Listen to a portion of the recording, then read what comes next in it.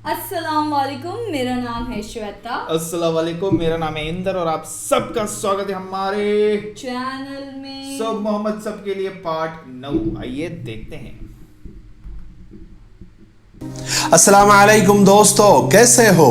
उम्मीद है कि सब खैरियत से होंगे। अल्लाह आप लोगों को ऐसे ही खुश रखे।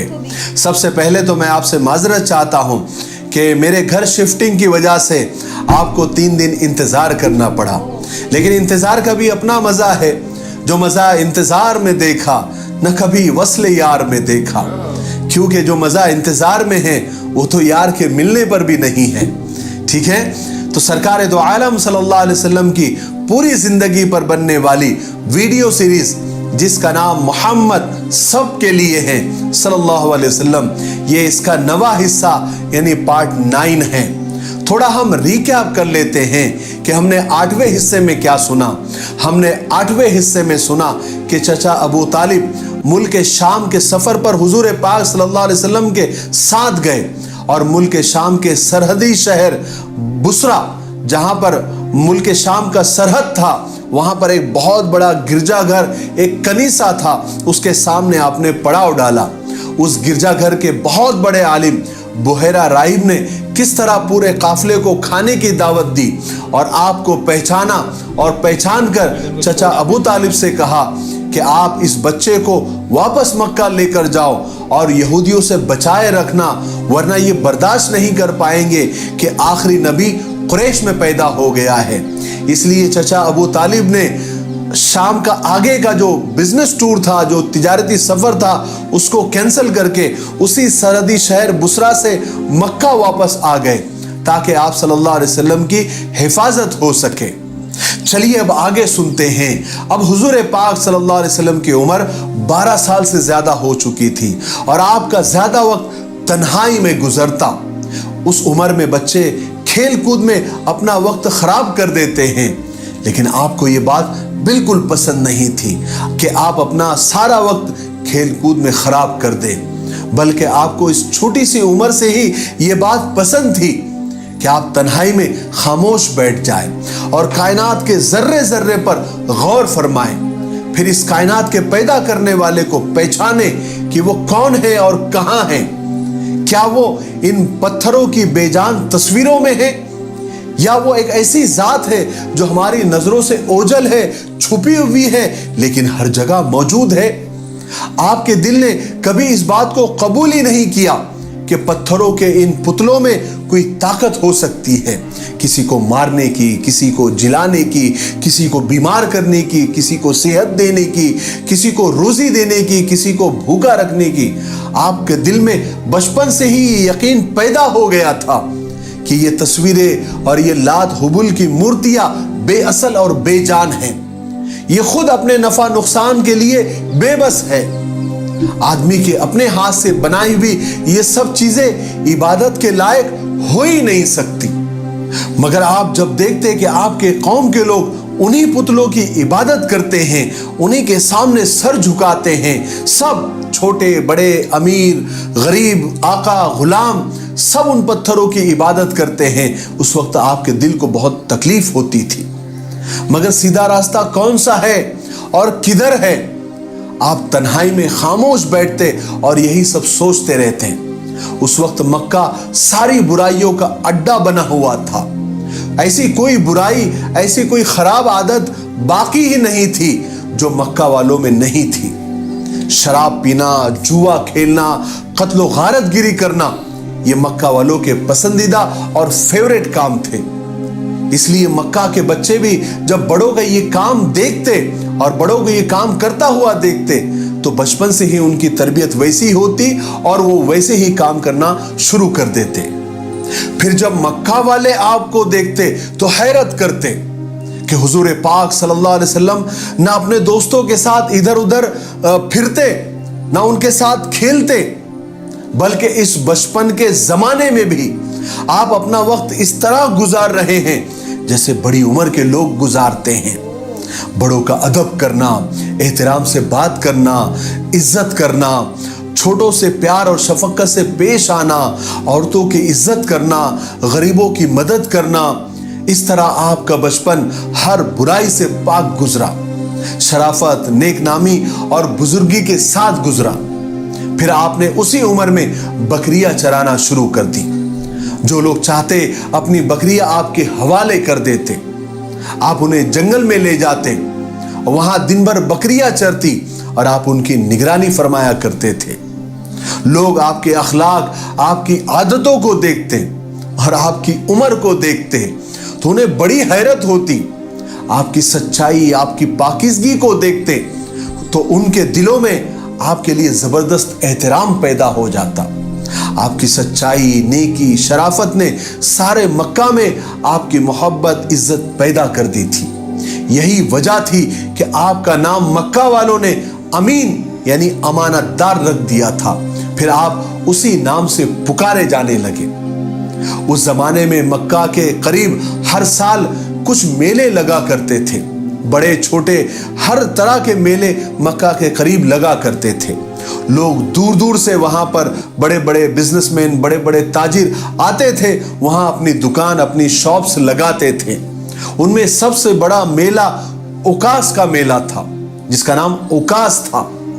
इन मेलों में आसपास के सारे कबीले के लोग एक साथ जमा होते थे और दूसरे मुल्कों के भी कबीले उसमें आया करते थे और अपने साथ ऐसे शेर लिख कर लाते थे जिसमें अपनी और अपने खानदान की और अपने बाप दादाओं की बड़ाइयाँ होती थी।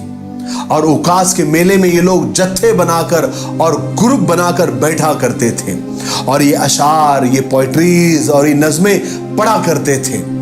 और इन्हीं बड़ाइयों के चक्कर में इनके आपस में कभी कभी जबरदस्त लड़ाइयाँ भी हो जाती थी। एक बार का वाकया है कि उकास के मेले में, उकास के बाजार में दो आदमियों में लड़ाई होगी और इतनी लड़ाई बढ़ गई कि उनमें से एक मारा गया। मरने वाला आदमी बनु कैस कबीले का था और मारने वाला बनु किनाना कबीले का था। अब मामला इतना बढ़ गया कि दोनों कबीलों में जबरदस्त जंग शुरू हो गई। मक्का वालों में इतनी जहालत थी और आसपास के कबीलों में भी इतनी जहालत थी कि जरा जरा सी बात पर सालों जंग हुआ करती थी। हालांकि ये जंग उर्दू कैलेंडर के ज़ी क़ादा के महीने में हुई। हालांकि मक्का वाले लाख जाहिल सही, अनपढ़ सही, गुनहगार सही, गवार सही, लेकिन 4 महीने इनके नज़दीक बहुत एहतराम वाले थे। ज़ी क़ादा, ज़िलहज्जा, मुहर्रम और रजब, इन महीनों में इनके नज़दीक जंग बिल्कुल हराम थी। इन महीनों में बड़ी बड़ी जंग रुक जाया करती थी, बल्कि रोक दिया करते थे।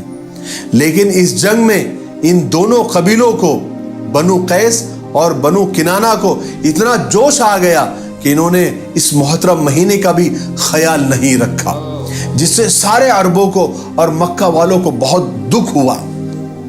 यहां तक कि वो दोनों कबीलों की जंग बढ़ते बढ़ते इतनी बढ़ गई कि उन्होंने कुरैश पर भी हमला कर दिया, जिससे जो है कुरैश और भड़क गए।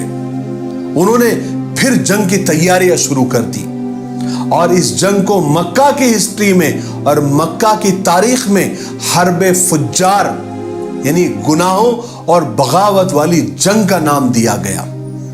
उस वक्त हुजूर पाक सल्लल्लाहु अलैहि वसल्लम भी जवान हो चुके थे, इसलिए आपको भी उस लड़ाई में शरीक होना जरूरी था।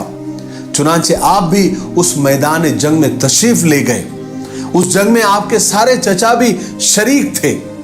आप सल्लल्लाहु अलैहि वसल्लम इस जंग में शरीक जरूर हुए थे, लेकिन आपने लड़ाई नहीं लड़ी, बल्कि सिर्फ अपने चाचाओं का डिफेंस किया, उनकी हिफाजत की। ये पहली जंग थी आप सल्लल्लाहु अलैहि वसल्लम की, जिसका नाम हर्बे फुज्जार था, जिसमें आप सल्लल्लाहु अलैहि वसल्लम खुद शरीक हुए थे। इसी तरह आपकी जवानी के ज़माने में एक दूसरा अहम और बड़ा वाक़या हुआ, जिसको हल्फुल फुजूल कहते हैं। अब हल्फुल फुजूल अरबी का इतना गाढ़ा लफ्ज़ सुनकर आप घबराइए नहीं, मैं आपको समझाता हूँ कि ये हल्फुल फुजूल क्या है। ये हल्फुल फुजूल एक अहदनामा, एक एग्रीमेंट था, जिसमें सब मक्का वालों ने मिलकर और सारे कबीलों ने मिलकर कसम खाई थी और उस पर मोहर लगाई थी, दस्तखत की थी कि अब मक्का में किसी पर जुल्म होगा, अत्याचार होगा तो हम नहीं सहेंगे। हम मजलूम का यानी जिस पर जुल्म हुआ है उसका साथ देंगे। जब तक जालिम को सजा ना मिल जाए हम चैन से नहीं बैठेंगे, क्योंकि पानी अब सर से ऊंचा हो गया था। लोग बाहर से आकर, दूसरे मुल्कों से आकर और दूसरे की जगह के कबीलों से आकर उस मेलों में आकर जंगें शुरू कर दिया करते थे और बाहर से आकर मक्का वालों पर जुल्म कर देते थे। जैसे कि अभी बनु कैस और कनाना ने कुरैश पर ही हमला कर दिया, बाहर से आए और मक्का के जो मशहूर कबीला कुरैश पर ही हमला कर दिया।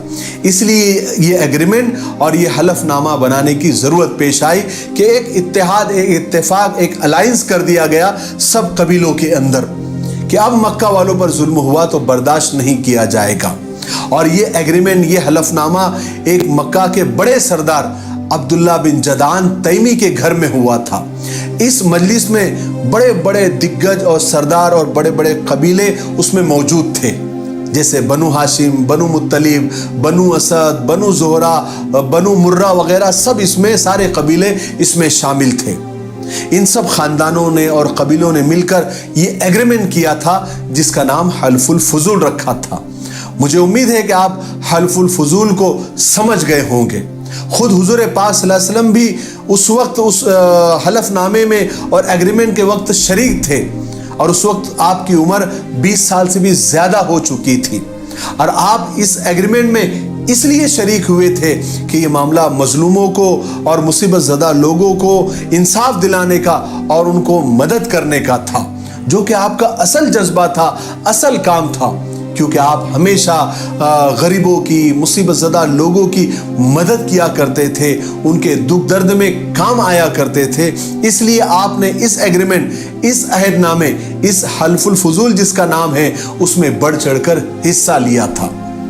आखिर में एक बात आप लोगों से करनी है कि मैं ये सब डिटेल और ये तफसील और ये बारीक बारीक बातें बताना इसलिए ज़रूरी समझता हूँ कि बहुत सारे लोग बहुत गौर से ये सीरत पाक की सीरीज सुन रहे हैं, देख रहे हैं, और मैं चाहता हूं कि उनके सामने ये सारी बातें आ जाए ताकि आने वाली जो सीरत पाक की वीडियोस है और पूरी सीरत मुबारका है वो अच्छी तरह से समझ में आए।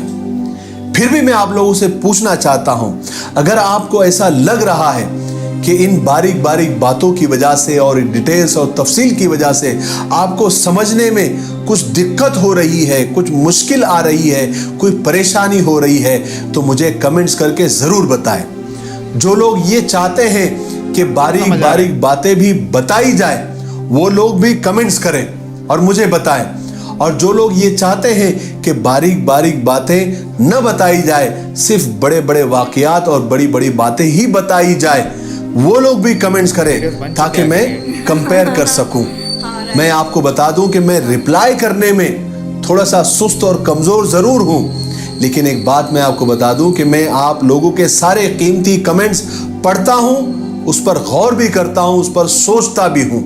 आप ऐसा ना समझे कि मेरा रिप्लाई नहीं आ रहा है तो मैं पढ़ नहीं रहा हूं। मैं आपके हर एक कमेंट्स मेरे लिए बहुत इंपॉर्टेंट और बहुत अहम होते हैं, ठीक है। तो मैं आपके कमेंट्स का इंतज़ार कर रहा हूं ताकि मैं आने वाली जो सीरीज़ और वीडियोस हैं उसमें मैं आप जैसा चाहते हैं, क्योंकि मैं आप पर बोझ नहीं डालना चाहता, जितना आप सुनना चाहते हैं मैं उतना ही आपको सुनाना चाहूँगा, लेकिन मेरे हिसाब से छोटी छोटी बातें भी जो समझ में आ सके वो बताना ज़रूरी है। ये मेरी अपनी राय है, फिर आप लोग अपनी राय दीजिए, ठीक है। तो आज के लिए इतना काफ़ी है, वीडियो काफ़ी लंबा हो रहा है। हम 10वें हिस्से में यानी पार्ट 10 में हम सुनेंगे हुजूर पाक सल्लल्लाहु अलैहि वसल्लम और हज़रत खदीजा रज़ी अल्लाह तआला अन्हा की ज़िंदगी की यानी जो शुरुआत है, किस तरह से बिजनेस और तिजारत से हुई और फिर बाद में जाकर कैसे उनका निकाह हुआ, ये हम 10वें हिस्से में आपको मुकम्मल तफसील से और डिटेल में आपको सुनाएंगे। तब तक मेरे लिए, पूरी उम्मत के लिए और पूरी इंसानियत के लिए खैर और भलाई की दुआ करते रहे। अस्सलामु अलैकुम व रहमतुल्लाहि व बरकातुहू। अस्सलामु अलैकुम। तो अभी जो स्टोरी आगे बताई गई, जब रिटर्न जाते हैं तो कैसे थोड़े बड़े 12 साल से थोड़े बड़े हैं जिनको खेल कूद में कोई दिलचस्पी है नहीं, हमेशा अकेले अकेले रहते हैं, تو وہ سب بتایا گیا ہے کیسا ہے. پھر وہ آمین. پھر اور کیسے وہ پھر وہ مشاعرہ ٹائپ ہوتا شاعریاں ہوتی اپنے بڑوں کے اس میں بڑائیاں کرتے تھے, تو وہ سب بھی ہے. پھر وہ جنگ کیسے ہو گئے, مطلب چھوٹی موٹی باتوں پہ جنگ ہو جاتی تھی. وہی انہوں نے بولا نا کہ بہت سالوں تک یہ چھوٹی بات والی جنگ ہے نا بہت سالوں تک رہتی ہے, خون کیونکہ یاد ہے ہم نے وہ محمد انجینئر محمد علی میں اس میں وہ جب عرب میں قرآن آئے ویڈیو میں وہی تھا کہ پہلے چھوٹی چھوٹی باتوں پہ لڑ لیتے تھے, تو اس میں بھی وہی سیناریو بتایا گیا ہے کہ اتنی لڑے ہوگی, جنگیں چل گئی ایک دم, کافی لمبی لمبی جنگیں ہو گئی اس میں. پر مجھے بہت اچھا لگا ایکچولی.